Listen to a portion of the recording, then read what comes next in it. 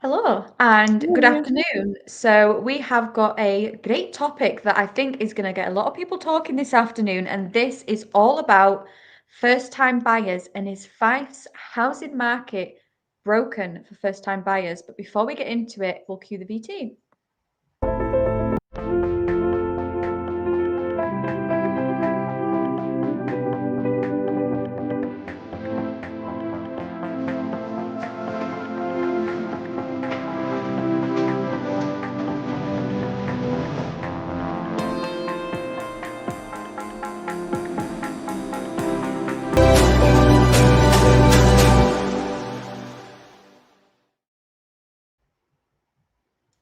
So, we are well into the way of 2025. We are nearly hitting summer. So, as we move into early summer 2025, Fife's property market, does it paint a bleak picture or is it just for those first time buyers out there? Because let's face it, the headlines like to scare us. You've got the scaremongering, there's a lot going on. So, getting that foot on the property ladder is harder than ever. Um, Especially for many, it may feel that it's hard to achieve. With the average first time buyer deposit increasing even up to 5%, dreams of home ownership are slipping potentially further out of reach. When you think about soaring rents, the ever rising cost of living has created this almost storm. And young buyers out there and people that are wanting to start out, we're told save more, spend less, cut your cloth, be sensible, Mhm. be patient. Advice that kind of rings hollow and can probably sometimes be frustrating when you just continue to see house prices climbing, but salaries maybe not coming in line with that, and other costs that are out there as well. So for many in Fife and perhaps beyond, the idea of owning a home now feels more like a fantasy, perhaps, rather than a future plan and a goal to work towards. People, perhaps those that like to get into the figures and the nitty-gritty, will maybe instinctively turn to the house price to earnings ratio, some may know it as the HPER, as they go and try and work out the benchmark for affordability. Mhm. But what does that look like, Perrie? I think as well, what we're talking here about is the headlines. And sometimes we see headlines, and headlines make big statements, and that's what people tend to focus on, don't they? But I think once you actually get into the nitty gritty, which is what we're going to cover off here today, actually, is it a myth? Let's find out. I think that's the important part. Yeah. And I know we kind of sometimes go into backdated times, but I think it's really important for us to understand that. So in 1983, for instance, house price earnings to the ratio of buying property in Scotland as a whole, including Fife, of course, was 2.55. What does that mean? It basically means that the banks, the building societies, anyone lending you cash, what they used to do was take 2.55 times your salary, and whatever that number was, whether you were a single person or in a couple, that was how much money you could borrow. It didn't matter what the house prices were. Those multiples, that was it. You could borrow that sum. Now, today, that sits at 3.05%, which actually makes it quite affordable, I think. Mhm. On the face of it, we may see that properties are more expensive. Of course, they are. But actually, earnings from the 80s to earnings now are vastly improved as well. I mean, the average earner in Fife at the moment is on a salary of 30,200. That's the average earner. So if you then look at 3 times that, then your first time buyer is sitting at a property valuation potentially of 100,000. Yeah. Which sounds an awful lot, because when I think back to the mid 90s, my first apartment that I bought was £27,000. So the vast difference there. But then my salary was more than less than 2/3 of what the average salary is now. So it is all relevant, I think. And I think that's something that needs to be really addressed, and people need to understand that and really focus on that rather than the headlines, because sometimes actually there's more involved than anything else. So when you think about that, before accepting the headlines at face value, it's really important to get under the bonnet of everything. And we're going to go into more detail of that as well and give you a good idea of it. But if you're a first time buyer and you have a decent to good credit history, what they tend to look at is anything in today's terms, going back to say since 2010. So if you've got a good credit history from then, you can obtain 95% of what a property is valued at. So you can get a 95% mortgage, which actually means in reality terms, you only need to find 5% deposit. So if we look at those multiples, say at 3 times, and you're a single person, and I said earlier, you can get a mortgage for say 100,000, then technically you only need to find a £5,000 deposit. Okay, you'll have your legal fees and things on top of that, but it still means that you've still got 100,000 potentially to spend on a property. And in Fife in particular, that's quite affordable, isn't it, for a first-time purchaser? We get lovely 2-bedroom apartments here. You can get a 1-bedroom terrace here for that price, with garden, with outside space. So there's still affordability to get yourself on that ladder and get started, isn't it? Absolutely, yes. And as you said earlier, it's all relative. It is all relative, and I think that's what people need to look at, and it's very much an individual circumstance as well. But it's so easy when we see the big headlines to actually get that fear factor and think that you're never going to be able to afford it. And it's like you said, Sophie, as well, when you look at property and you see, you maybe looked a year ago and you're looking at Rightmove and Zoopla just now and you're thinking, oh, actually, they've gone up again, they've gone up again. It becomes in your mind just out with your reach, doesn't it? Correct. Yeah, and it can seem really daunting. Absolutely, it can seem daunting. Exactly. I mean, the average cost of a first-time buyer's property in Fife at the moment is sitting anything between 180,000 to 200,000. That's not everyone spending that. Of course, it's not. But the majority of people, if you were thinking that's a couple, because generally in those price points, we're sitting at 2+ bedrooms, aren't we? So those are probably couples that are planning on maybe starting a family, increasing their numbers. And so you've still got joint income. So then suddenly you've got 2 lots of money at 3 times. So that is still affordable, isn't it? So I think if you base that on a 95% mortgage, finding a 5% deposit between 2 people for an average 29-year mortgage, say, you're looking at maybe £10,500 deposit, but that's going to give you an average cost of say £995 on today's rates, which are 4.29. Fingers crossed, if the rumour mill is to be believed, and these are some of the rumour mills we do like, it's when interest rates go down. So, we saw that reduction last week to 4.25. They're predicting by the end of the year we could be as low as 3%. So, that could see a bit of an influx as well for first-time buyers, and suddenly it's more affordable, isn't it? So, that might help regards to the first-time buyer situation. What other things do we need to consider for first-time buyers? Absolutely, because that's not just the whole picture. We need to have a look. And even though the HPER is a lot higher, there is a more meaningful indicator of the first-time buyer affordability, and one that kind of helps tell us how much of an actual stretch home ownership is for first-time buyers, and that is mortgage payments as a percentage of take-home pay. So this measure tells you how much of a first-time buyer's monthly salary is going in, month out, in mortgage costs. And this is perhaps where it gets interesting. So the mortgage as a percentage of the take-home pay, I almost need to have like the inverted commas bit there.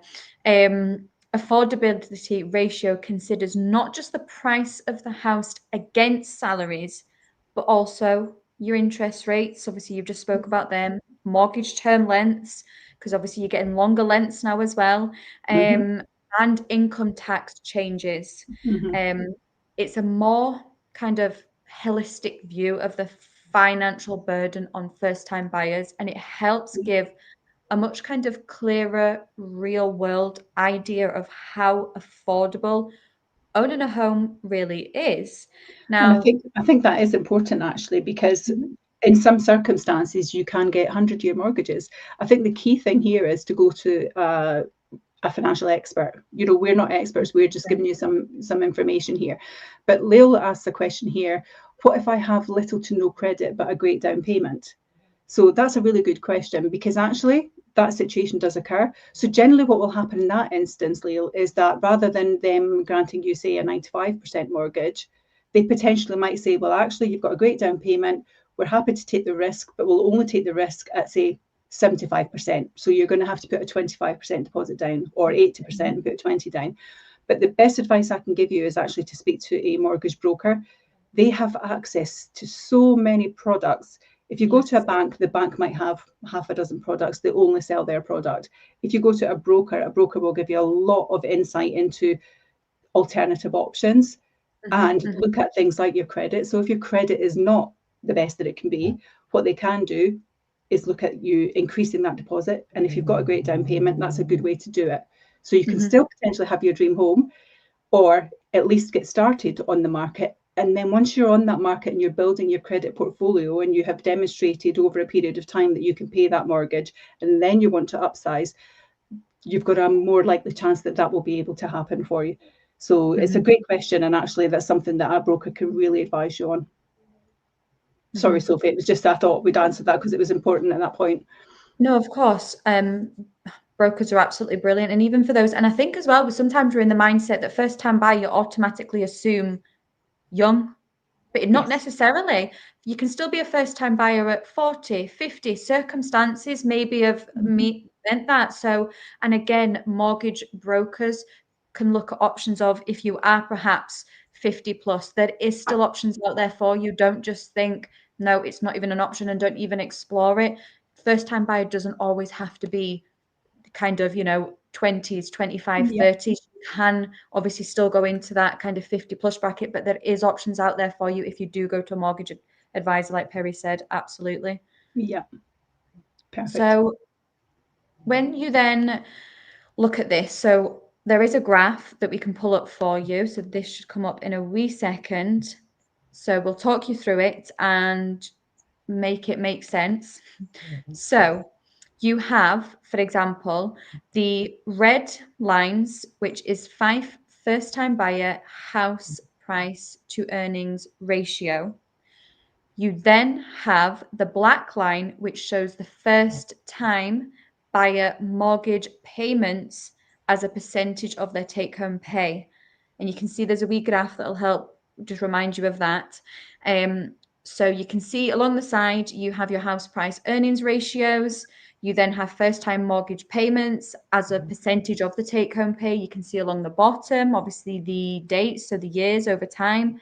You can also see where the yellow kind of arrows are pinpointed, where there's kind of highs and lows. So, high house price growth and very high interest rates. So you have the high house price growth with average interest. And then you can also see the average house price growth, but low interest rates. So that helps you put it into a graph form, because obviously sometimes people need to be able to visualize it a little bit better than that. I think what's really interesting in demonstrating here is that actually, if you look at that black line, the mortgage payment as a percentage of your take-home pay, when you look at then the right-hand side, it's going up in percentages 0, 5, 10, 15, 20. And actually currently it's sitting at just about 22%, which is really quite affordable, isn't it? If that's your mortgage against what you're earning, that's affordable. If you then go back, if you look at the years on the bottom below, and you see that huge spike in the middle of red and black, that's when the financial crisis hit. And that's when everything went a little bit crazy.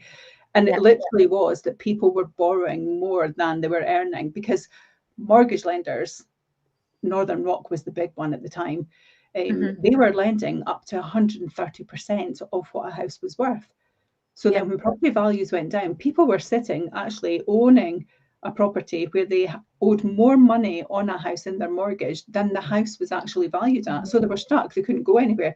So it really made the financial institutions go back in time and assess, how can we look at this affordability and make sure we get this matrix right for people so that we don't put people in that position again. Because what was happening is people were going out and saying, well, actually, I wasn't wanting 120% of a mortgage, but I'll take it and I'll go and buy a new car and I'll go on holiday, because people were thinking it was affordable. And then eventually it just crippled the financial markets, and we saw a really massive deterioration in it. And it was really difficult for people. So I think the banks have done a really great thing by doing this and basically doing individual assessment on people, because then they're making sure, and it's demonstrated here where we're sitting currently at 22% of your mortgage payment of your income. That's showing that affordability, whereas in those times when the financial crisis hit, it was up at 35%. So that was like it was nearly a third, well, it was more than a third of your salary was just going on a mortgage payment. And then you had all the domestic bills, your lifestyle, your food, everything on top of that, cars to run, jobs to get to, public transport to pay for. And that's why people were really struggling. So actually, when you see the headlines of doom and gloom, it's not affordable. This demonstrates actually in today's market, in today's income earnings and the way that the mortgage rates are, it is affordable. Yes. Especially because you can see a slight increase. So you can see with the red lines as well, you can see obviously the house price to earnings ratio in about 2022. So when we were a pandemic, you can see where the red line spikes up. And that's obviously when house prices and what people were offering was way over when you were thinking your 15, 20% what people were potentially offering. So you can also see the house price, you can see that happening in 2022 as well. But it's kind of leveled back out now, as you say, sitting at 22% for, of your take-home pay, then it's not as scary as you think. Definitely Quite not. affordable. I mean, this is a lot of information that we're sharing with you. So the article is in this post. So if you want to go back and have a look at it, you can really deep dive again into the mechanisms and the numbers behind it all. We're just really giving you some of the important headlines to try and educate you further on maybe if you're looking to buy at the moment and think it's out with your reach. Actually, it's not. And this can demonstrate it and maybe help you on your way. Just as Leo's asked the question, it is an opportunity for people to kind of get that guidance from us and point you in the direction of the experts. Correct. Absolutely. So then if we take it back to, early to mid 1980s, Britain, we emerged from the recession, leaving the property market and key housing ratios relatively subdued. They, then you've got the 1988 housing boom. I kind of feel like a cheat speaking about this, considering I wasn't here. I feel a wee bit of a cheater. But it sparked the kind of looming withdrawal of dual mortgage interest tax relief. Buyers who had planned to move in those future years kind of rushed to beat the deadline, creating then a spike in demand and pushing house prices and both ratios, so the black and the red that we previously saw, sharply upwards. But then when the mortgage interest tax relief kind of cut off past, demand for homes then collapsed almost overnight, some would say. The boom driven by easy mortgage lending proved unsustainable. And then you had the inflation that picked up in the late 1980s. The government raised interest rates to protect the sterling's position in the exchange rate mechanism, pushing back the Bank of England base rates to 12% by late 1989. So, but then when you think, okay, base rate back then it was 12%, obviously what we're sitting at just now. So actually, again, it's all relative because 12% back in 1989 and actually peaking at 15% by Black Wednesday in 1992. I remember it well because I bought my first apartment in 1993. And that's why it was a £27,000 apartment, because we couldn't afford anything else with those interest rates. But we got married and we wanted to start building a life together, and they were scary times. And actually, you couldn't see it improving, but it really did. And I think the first-time buyers, I felt, were hit the hardest on that. They were facing double blows: stagnant wages, rapidly rising interest rates, mortgage payments as a share of their income surged to record highs, as I spoke about earlier on. And it actually did lock many people out of becoming homeowners and saddling them with unaffordable repayments. So, some people jumped and did it, others held back because it just didn't make sense to them. But it did lead to a lot of repossessions at that time as well. And that further saturated the market. So even more homes became available. So then people had a choice, but actually there was nobody out there choosing because nobody was able to afford them. So it became quite a scary place. In the mid-90s, things did settle slightly. The fall in house prices started to kick in. Stability of interest rates started to kind of turn around a little bit, and it became more manageable. It almost halved. It went down to 7%, then it went down to 5%. So you definitely saw improvements. And I guess when we're at the 5%, it's kind of similar to what we're seeing now, and hopefully that's going to keep coming down. And as people are predicting, the financial experts are predicting that it will do by the end of the year. We're hoping to be down to 3%, aren't we? But I think in the early 2000s, we saw a really big change as well coming to the market. And between 2000 and 2007, that's when things started to heat up a little bit because that's when the crash happened in 2008. And a lot of the banks crushed and it became really just unaffordable for people. But I think the economic picture from then definitely changed from what I could see and what I experienced, because I was there, of course. Yeah.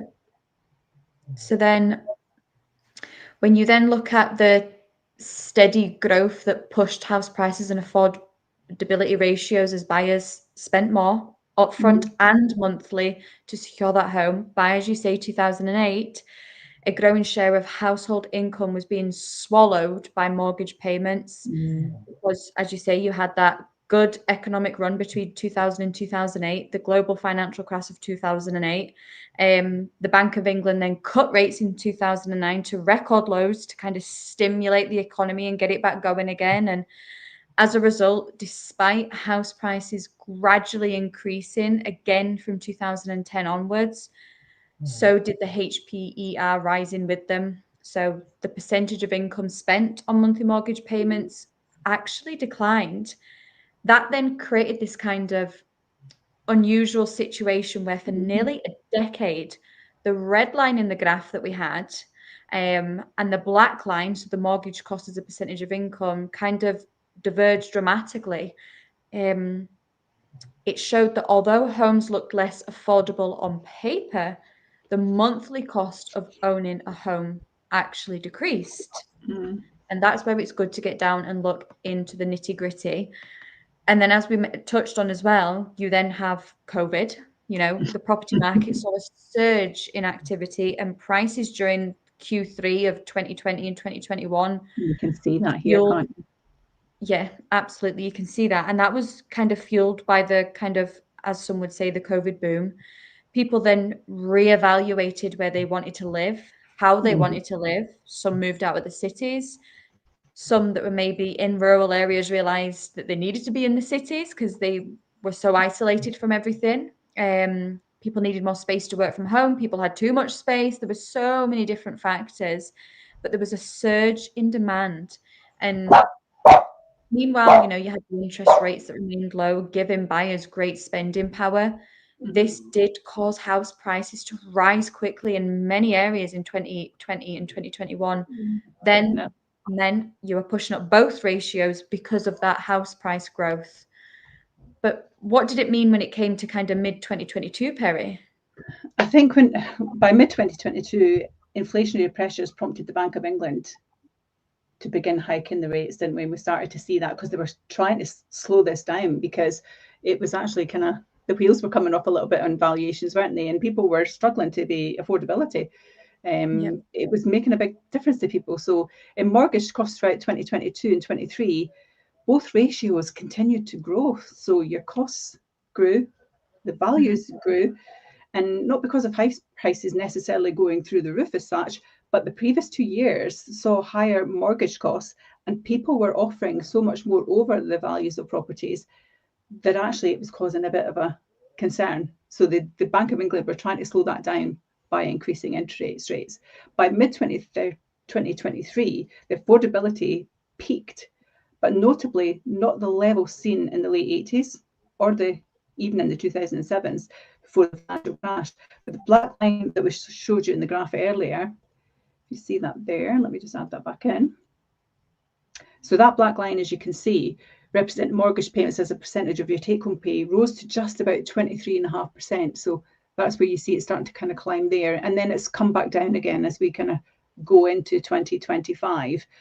And I think as we go into 25, we're kind of now in that 4 months of it, going towards the summer, I think we'll start to see that improve even further. So the good news is that mortgage payments are coming down. We've seen that. Interest rates were just reduced last week, so that's a big plus.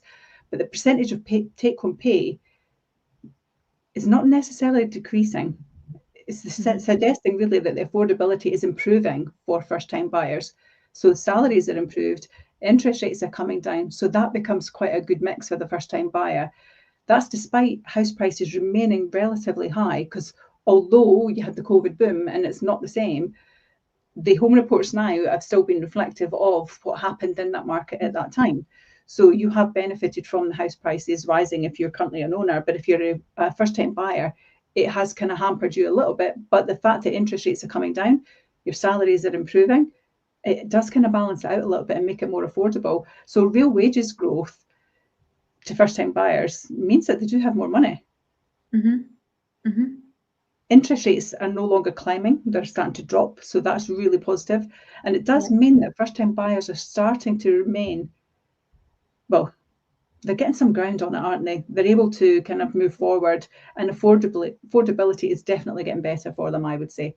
And that's the core message, I think, from what we're talking about here today, and that the HPER, so your percentage of earnings against what you're paying out for your mortgage, although it's getting the headlines, the mortgage burden on your monthly payments is telling a different affordability story in a positive way, I think. Absolutely. On average, how much is the average Fife person paying on a mortgage and the percentage of their income at the moment? So in terms of Scotland, they're spending 21.3% of their take-home pay on mortgages, compared to actually in 2007 when it was 33.5%. And actually in 1989, if we take it back, it was 30.1%. So actually just now 21.3%. And that's for Scotland as a whole, is the average of the take-home pay on mortgage. So actually, the bottom line is that it costs less to pay for the mortgage today than in, say, 2007 and 1989, which to some is far more meaningful and a more relatable measure to try and kind of goalpost against. And it's almost the number that matters most to lenders. When someone applies for a mortgage, the affordability check that the bank or your building society do isn't just about how much the properties cost. It's about how much of their monthly income is needed to service the debt effectively. That's why, again, the black line on the graph that we've been showing you is important, because it helps you reflect the reality of home ownership for first-time buyers more than any headline house price ever could. Yeah, I would agree with that. I think for Fife first-time buyers and their parents helping with deposits, because a lot of parents are fortunate enough to be able to do that. Don't be disheartened if you're seeing scary headlines about house prices multiplying. Keep an eye on the markets, keep an eye on what's coming in regards to interest rates reductions, and get some really good sound financial advice from a broker as well. And you'll be quite surprised at how affordable it is to live in Fife as a first-time buyer. Yes. That would be my kind of final point on this. Final point. I think my final point for this is something that you mentioned right at the beginning, Perrie, and it's speak to the experts, speak to a mortgage advisor, get all the facts, and you just don't know what options you've got out there. If need be, we're happy. We can refer you to one, and we can do a referral for you if you even don't know where to start in finding one, because sometimes that can be daunting when you're searching online trying to find one. Maybe there's too much choice. We can do a referral for you, but the key thing here is to be informed and speak to the experts. Absolutely. Brilliant. And all the information we've discussed in much more detail, as I say, is in this post if you feel that you want to read the article. But again, if you've experienced it and you've had a positive or a negative situation with regards to trying to get a mortgage, trying to buy your first property, message us. We'd happily hear it and we'll share it with everyone else. It's always good to share, isn't it? Thanks very much. That's us. Take care. Till next time, take care. Bye-bye. Bye.